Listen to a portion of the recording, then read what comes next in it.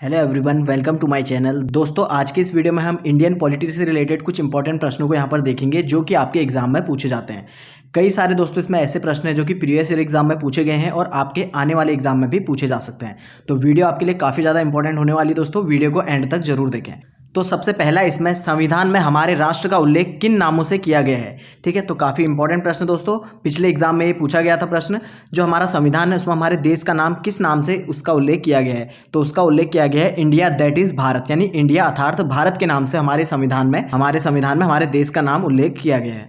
Next है, भारतीय संविधान में किस प्रकार की शासन प्रणाली की व्यवस्था की गई है। ठीक है, तो जो भारतीय संविधान है इसमें किस प्रकार की शासन प्रणाली देखने को मिलती है, तो वो मिलती है संसदात्मक। ठीक है, यानी संसदात्मक प्रणाली भारत के संविधान में देखने को मिलती है।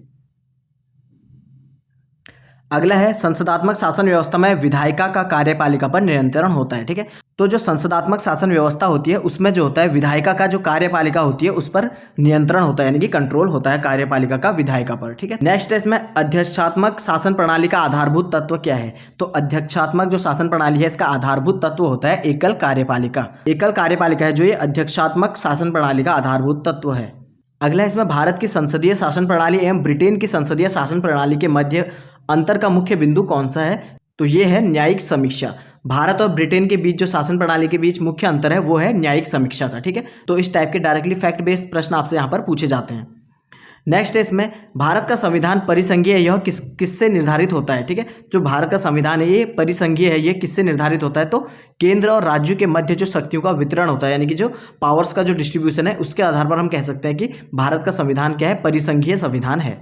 अगला कुछ स्टेटमेंट है यहाँ पर, जैसे कोई भी संविधान कितना भी अच्छा क्यों न हो, यदि उसे क्रियान्वित करने वाले बुरे व्यक्ति हैं तो संविधान भी बुरा हो जाएगा। तो ये कहा था डॉक्टर भीमराव अंबेडकर ने। ठीक है, तो डॉक्टर भीमराव अंबेडकर के द्वारा ये कथन कहा गया है। अगला इसमें, संविधान को संघात्मकता के तंग ढांचे में नहीं डाला गया है, ये किसने कहा है, तो ये भी भीमराव अंबेडकर जी ने कहा गया है। नेक्स्ट इसमें, भारत की स्वतंत्रता के बाद भारतीय राष्ट्रीय कांग्रेस को एक राजनीतिक रूप में भंग कर देना चाहिए, किसके द्वारा कहा गया था, ये सुझाव दिया गया था, तो ये महात्मा गांधी के द्वारा दिया गया था। भारत की स्वतंत्रता के बाद जो है भारतीय राष्ट्रीय कांग्रेस को एक राजनीतिक दल के रूप में भंग कर देना चाहिए, ये कहा था महात्मा गांधी जी ने। ठीक है, अगला इसमें, भारतीय संविधान को सहकारी संघवाद यानी कि कोऑपरेटिव फेडरलिज्म किसने कहा था, तो ये कहा था ग्रैनविल ऑस्टिन ने।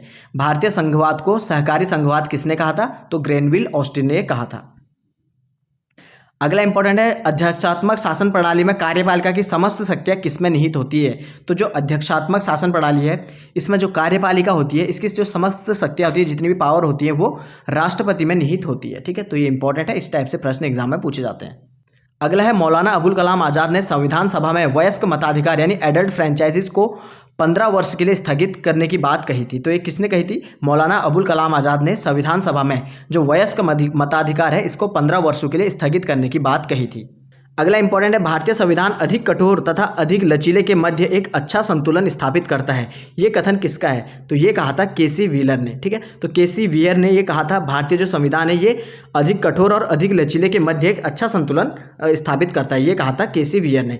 इसके अनुसार जो भारतीय संविधान है वो अंशतः कठोर है और अंशतः लचीला है, तो ये मोस्ट इंपॉर्टेंट है। इस टाइप से प्रश्न पूछा जाता है, जो भारतीय संविधान है वो किस प्रकार का संविधान है, तो ना तो ये ज़्यादा कठोर है और ना ही ज़्यादा लचीला है, तो अंशतः कठोर है और अंशतः लचीला ये भारत का संविधान है। तो इंपॉर्टेंट प्रश्न है, एग्जाम में पूछा जाता है।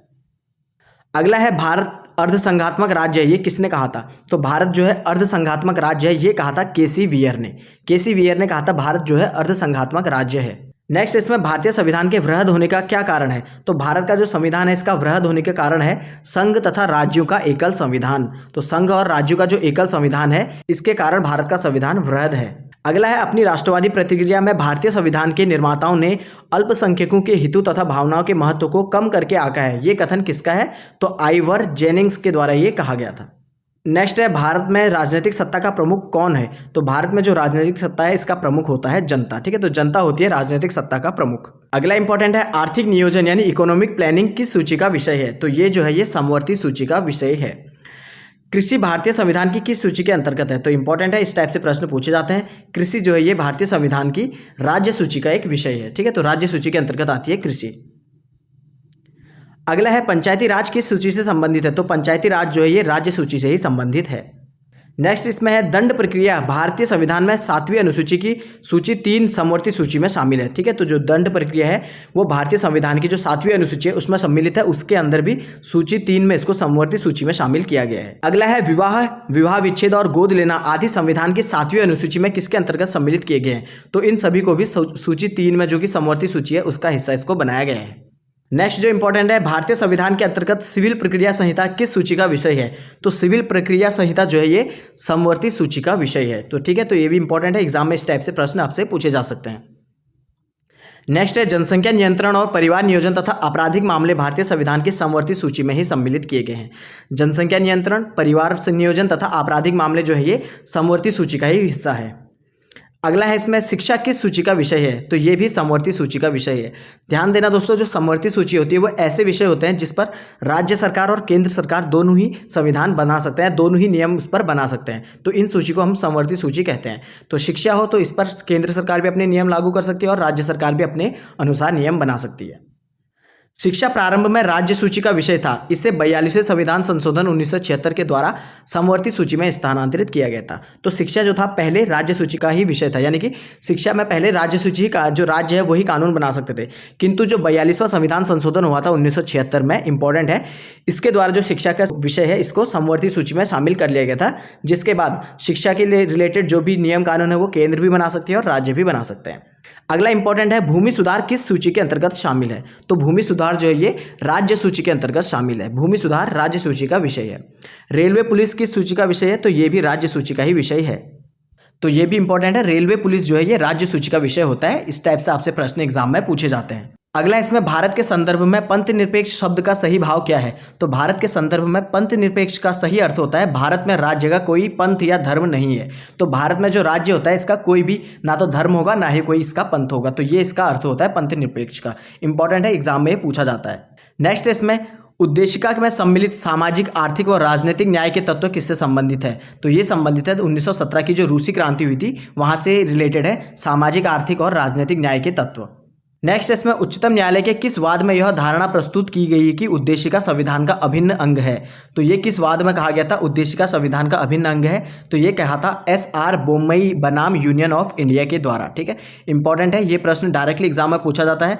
किस वाद में यह कहा गया था उच्चतम न्यायालय के, यानी कि जो सुप्रीम कोर्ट की किस वाद में यह कहा गया था कि जो उद्देशिका है वो संविधान का ही अभिन्न अंग है, तो ये कहा गया था SR बोम्मई बनाम यूनियन बैंक ऑफ इंडिया, वो जो वाद हुआ था इसमें यह कहा गया था।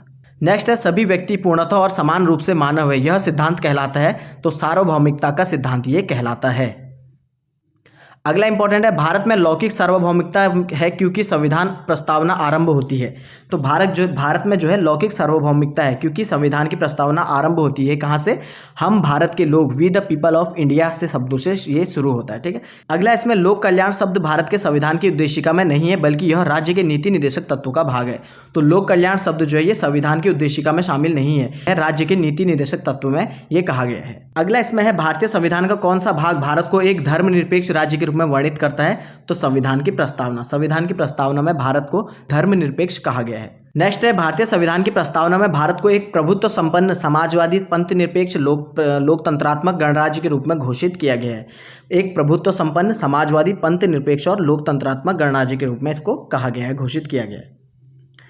नेक्स्ट इसमें सर्वोच्च न्यायालय द्वारा ऐसा वाद कहा गया है कि अनुच्छेद 368 के अंतर्गत संविधान की प्रस्तावना में भी संशोधन किया जा सकता है, परंतु यह मूल ढांचे का उल्लंघन करने वाला नहीं होना चाहिए। ये किस वाद में कहा गया था, तो केशवानंद जो भारतीय वाद आया था 1973 में, उसमें यह कहा गया था कि जो आर्टिकल 368 है इसके तहत संविधान की प्रस्तावना में संशोधन किया जा सकता है, लेकिन उसका जो मूल ढांचा है उसमें कोई परिवर्तन नहीं होना चाहिए।